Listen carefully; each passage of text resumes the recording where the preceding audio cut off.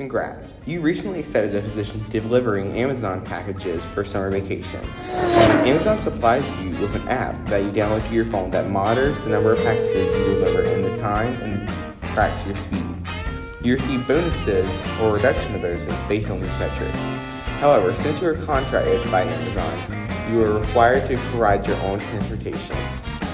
Amazon has agreed to pay you $0.75 per mile. Unfortunately, your odometer is broken. Hence, the need for the part-time job, delivering packages. You must now determine a method to document and accurately calculate your total distance traveled without an odometer so you may get paid accordingly. But luckily, you know calculus.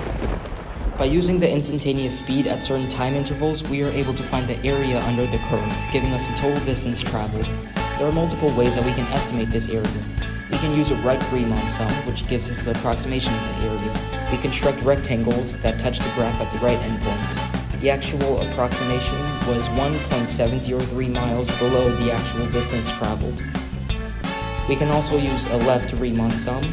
This involves constructing rectangles that touch the graph at the left endpoints. This is also an approximation. This approximation was 0.903 miles below the actual distance. We can use a midpoint Riemann sum, which involves constructing rectangles that touch the graph at the midpoint. This was an approximation.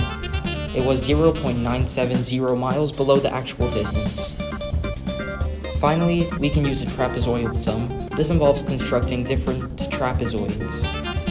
This was 1.637 miles off the actual distance. All of these methods involve constructing numerous geometrical shapes and adding their area. To get the exact area, we would need a function that models our velocity at any time t, also known as v of t. We could integrate the absolute value of this function from the starting time to the ending time, giving us the total distance traveled in the time interval. We would be able to determine the exact distance traveled if we had an exact function for our velocity at any time t. We would do this by setting up a definite integral from the starting time to the ending time. This area under the curve, as this would give us, would be the exact distance traveled.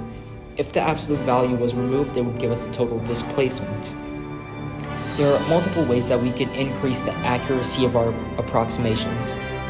We can increase the number of rectangles that we use, n, in order to get a closer and closer approximation. As this n value approaches infinity, we get a more precise calculation. This is the entire premise by which the limit definition of an integral is based on.